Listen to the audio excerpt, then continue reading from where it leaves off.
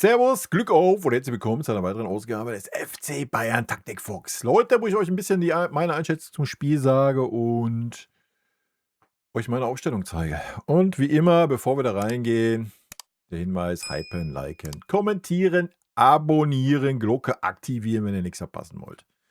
Gut, wir kommen zum Taktikfuchs des wahrscheinlich unwichtigsten Spieles für den FC Bayern München diese Saison und dem wichtigsten Spiel für Heidenheim diese Saison. Ja, für uns zählt eigentlich nur das Spiel gegen Paris, das Rückspiel. Für Heidenheim zählt jeder Punkt. Die haben 4 Punkte auf St. Pauli, was die Relegation bedeuten würde. Und ich bin gerade ein bisschen überleuchtet, ja, weil ich wollte mal einmal gucken. Die haben jetzt auch eine gute Serie gehabt, die Heidenheimer, oder? Ja, nur eine Niederlage aus den letzten 5 Spielen. Unentschieden, unentschieden, Sieg, Niederlage, Sieg. Also ist jetzt nicht so schlecht. Ne? Also, ja, wie gesagt, für uns das unwichtigste Spiel in dieser Saison. Wir sind Meister, alles ist gut. Klar, es geht um irgendeinen internationalen Torrekord, Blasels. Ganz ehrlich, ich würde in diesem Spiel absolut nichts riskieren. Es würde keiner aus der Startelf in dieser Mannschaft auf dem Feld stehen. Punkt. Ja, ich meine, für Heidenheim geht es um alles, geht gegen den Abstieg. Die werden 110% geben, die werden sich reinhauen. Da wird sich keiner schonen in irgendeinem Zweikampf, sonst was. Es braucht mir keiner was von Wettbewerbsverzerrung erzählen. Seid ihr selber schuld. Ja. Wir machen den Spielplan nicht, dass dann der Tabellenletzte zu diesem Zeitpunkt kommt, wenn wir 3 Tage später unser wichtigstes Spiel in dieser Saison spielen werden. Oder bis dahin wichtigstes Spiel. DFB-Pokalfinale kommt ja noch. Hoffentlich dann das Champions League-Finale noch, wie wir sie. Wer hat drauf geschissen, Alter? Ist mir scheißegal, ja. Es steht in keiner Teilnahmebedingung, dass immer die besten Spieler auf dem Feld stehen müssen. Und da musst du knallhart durchrotieren. Knallhart. Und da musst du halt auch 3, 4 Jugendspieler reinschmeißen, dann ist das so. Ja. Entweder reicht das dann, um Heidenheim zu bezwingen, oder eben halt nicht. Ja. Und dann ist das auch okay. Feierabend. So, um nichts anderes geht's. Ja. Nochmal, für Heidenheim geht es um alles. So, die werden kratzen, beißen, treten, alles, was denen hilft, werden die anwenden. Punkt. Ja. Und warum sollte ich dann riskieren, Harry Kane, Michael Olise, Luis Diaz oder sonst jemand aus der Startelf aufzustellen, der sich dann eventuell verletzen könnte und dann im Rückspiel gegen Paris fehlen könnte? Mal ganz davon abgesehen, dass du körperliche Vorteile gegen Paris in den letzten halben Stunde hattest. Und wenn wir das liefern, was wir liefern können zu Hause, kann es sogar in eine Verlängerung gehen und dann ist jeder Korn wichtig und da muss man die Körner nicht in einem super für uns komplett irrelevanten Spiel auch nur ansatzweise verschwenden. Ja, das ist mein Take. Und ich hoffe, Vinny sieht das auch so und zieht das auch so durch. Ja. Natürlich, wenn es Spieler geben sollte, die das brauchen, diesen 3-Tages-Rhythmus, um im Flow zu bleiben oder so, gibt es ja auch. Ja, das kann ich natürlich nicht beurteilen von außen betrachtet. Ey, dann let's go. Ja, dann stell die Spieler auf, gib ihnen eine halbe Stunde, gib ihnen eine Halbzeit, whatever. Ja, aber fang jetzt nicht an zu sagen, keine Ahnung, ich muss die Besten der Besten aufstellen, weil die Leute dafür Eintrittsgeld bezahlt haben. Die Leute zahlen das Eintrittsgeld, damit du am Dienstag gegen Paris weiterkommst. So, ich glaube, da kann jeder Bayern-Fan, der dann Samstag im Stadion ist, darauf verzichten, Harry Kane zu sehen, Michael Olise, Luis Diaz und wie sie alle heißen. Ja, so. Nichtsdestotrotz steht da ein FC Bayern München auf dem Platz und nichtsdestotrotz wird da eine gewisse Qualität auf dem Platz stehen. Und da muss es die halt einfach mal richten. Ganz einfache Kiste. Ja. Gut, für mich, Urbich im Tor sollte klar sein. Urbich steht bei mir immer im Tor, ihr wisst das. Manuel Neuer hat es auch mit nichts gerechtfertigt. Ja, und Manuel Neuer sollte, wenn dann, gucken, dass er da im Vincent Kompany ihn ja sehr wahrscheinlich auch im Rückspiel aufstellen wird, soll er gucken, dass er ein bisschen fit in der Birne wird. Vielleicht hilft das was, dass er vielleicht kommt da mal ein langer Ball an, wer weiß. Kann er da die 90 Minuten irgendwo auf dem Nebenplatz oder am Trainingsgelände lange Bälle trainieren, wäre eine Idee. Gut, Innenverteidigung ist klar, oder? Ähm, ja, Ta und Upper raus, Ito und Kim rein, Min-Jae.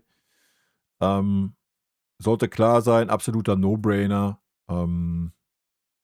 Jetzt ist die Frage, ja, auf wen setzt man? Wer braucht noch Spielpraxis?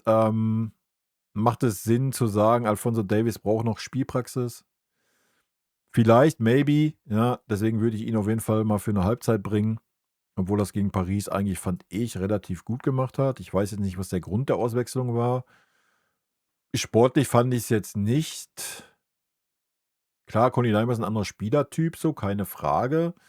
Aber ansonsten fand ich, hat Fonsi es eigentlich gut gemacht. Natürlich nicht viel stark in der Offensive oder so. Weiß ich nicht. Ja.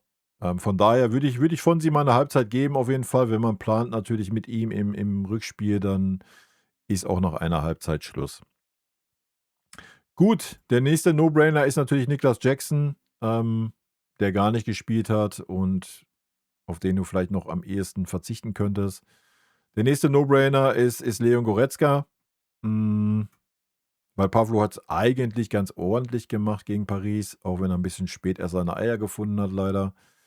Ich hoffe, das wird besser. NDIE haben wir hier drin, den können wir gleich mit aufstellen, neben Leon. Ja, Josh würde ich draußen lassen. Josh braucht jeden Korn gegen Paris. Dass er vielleicht mal in den richtigen Pose ist, in den richtigen Räumen ist und dass er einfach ein paar Körner mehr im Köcher hat, wie es die Gegenspieler haben werden.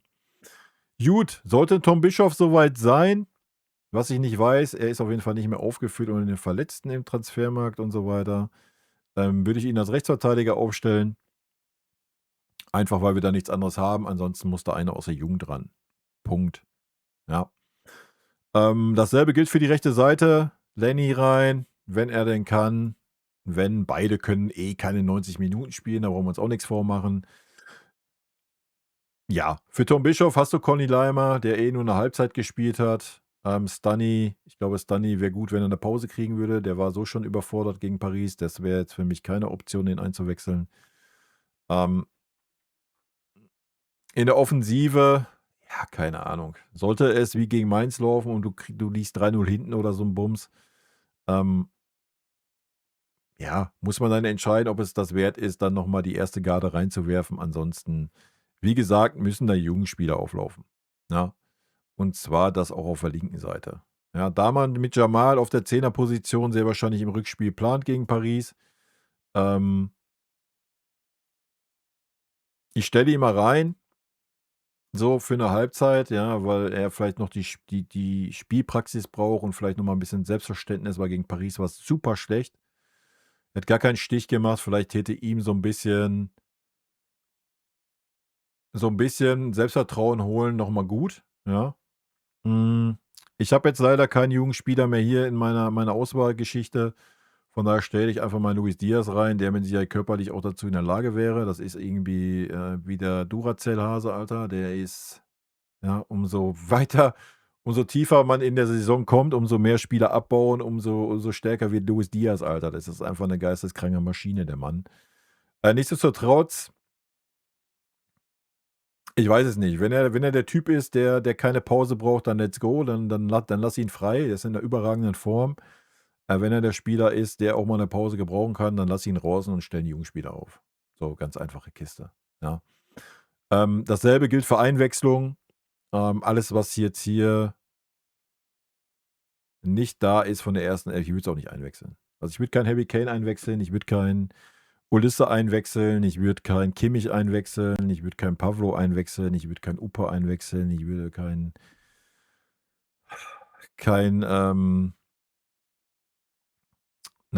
ist soweit, keinen Jonathan Tah einwechseln und ich würde auch keinen Stunny einwechseln, den schon gar nicht und, im besten Fall auch keinen Conny Leimer. Fertig. Ganz einfache Kiste. Ja, ich würde die erste Elf echt versuchen, komplett rauszuhalten. Wie gesagt, nochmal, es sei denn, du hast Spieler dabei, denen es gut tut, so eine Halbzeit zu spielen, wie Musiala oder Davis oder ich weiß nicht, wie Diaz ist oder wenn Olisse auch besser ist, wenn er ein bisschen im Rhythmus bleibt, ja, oder auch ein Harry Kane, wenn man meint, es ist besser, ja, dann kannst du die ja auch gerne nochmal bringen, 'ne halbe Stunde zum Ende hin vielleicht. Aber wenn das Ergebnis nicht nötig ist und sie das nicht benötigen, ja, würde ich diese Spieler nicht bringen. Ich würde sie ey, und wenn das Spiel 3:0 verloren geht und wenn das Spiel 3:2 verloren geht, ähm, ganz ehrlich, drauf geschissen. Ja, ich sag's euch, wie es ist, Alter. Ich sag's euch, wie es ist. Es ist das unwichtigste Spiel dieser Saison für uns. Fertig. Ja, und da braucht keiner aus St. Pauli rumheulen, da braucht keiner aus Wolfsburg rumheulen. Erstens sind die Vereine selber schuld, dass sie in dieser Lage sind, wo sie sind. Ja, hätten ja einfach schon mal mehr Punkte holen können, vor allen Dingen der VfL Wolfsburg mit diesem Kader. Ähm, ja, und Heidenheim hat dann halt einfach das Glück, dass sie der Gegner sind vor diesem Spiel. Ja, so, fertig. Ganz einfache Kiste. Ja. Und wenn du da die komplette zweite Mannschaft hinschicken würdest, ja, dann wäre das so. Punkt. Und da gibt's nichts zu diskutieren. Und da braucht keiner mit Fairplay oder sonst irgendeinen Scheiß kommen. Ähm, so ist es. Meine 2 Cents dazu. Das wäre meine Aufstellung. Wie gesagt, denkt euch Musiala, Diaz, vielleicht auch Davies raus, wenn die in der Startelf stehen sollten. Also Davies und Musiala, wovon ich bei Musiala eigentlich ausgehe, dann würde ich die auch nicht aufstellen, es sei denn, er braucht den Rhythmus irgendwie und ist fit genug und so. Alles gut, ja. Nichtsdestotrotz hast du trotzdem immer auch das Risiko, ja. Du hast natürlich das Risiko, gegen Heidenheim nochmal, die spielen gegen den Abstieg, Alter. Die werden kratzen, beißen, alles. Die hauen sich rein. Ja, für die geht's um alles. Die haben noch eine Chance auf 'n Relegationsplatz. Das sind 4 Punkte, ja, in 3 Spielen. So, da wären Dreier in München natürlich ja, die werden alles reinhauen und die werden nicht zurückziehen in keinen Zweikampf, ja? Und ich glaube, es ist schlimmer, wenn du als Spieler auf dem Feld bist, der dann sagt: „Oh, scheiße, komm, ich ziehe jetzt mal zurück oder ich halte nicht richtig gegen.“ Da verletzt du dich wahrscheinlich schneller, als wenn du richtig dagegenhalten würdest. Und, noch ey, ich würde das Risiko nicht eingehen für keinen, der in der Startelf gegen Paris stehen soll. Punkt. Ganz einfache Kiste. In diesem Sinne, Leute, rot-weiße Grüße gehen raus. Kleine Info am Rande. Das Video, kommt erst am Freitag raus, habe ich aber schon jetzt am Donnerstag aufgenommen. Freitag ist Feiertag, 23 Grad, geht raus, geht in die frische Natur. Ich bin auch draußen. Ich bin also nicht vorm Rechner oder so und habe auch keine Kapazitäten, die PK-Reaction aufzunehmen gegen Heidenheim. Wenn, dann erst Freitagabend, ja? Das heißt, sie wird dann abends kommen oder im schlimmsten Fall, Samstag, wobei dann noch die Frage ist, ob sich Samstag noch lohnt. Wir werden's sehen, ja? Nur, dass ihr da Bescheid wisst, für die es interessiert. Und ansonsten alles wie gewohnt. Leute, habt ein schönes langes Wochenende. Rot-weiße Grüße gehen raus. Hoffentlich ein gutes Spiel, hoffentlich mit einem positiven Ergebnis für uns und hoffentlich sehen wir ein paar frische Gesichter aus der Jugend, aus der zweiten Mannschaft, ja? Und hoffentlich rocken die das. Let's go. Tschüssi.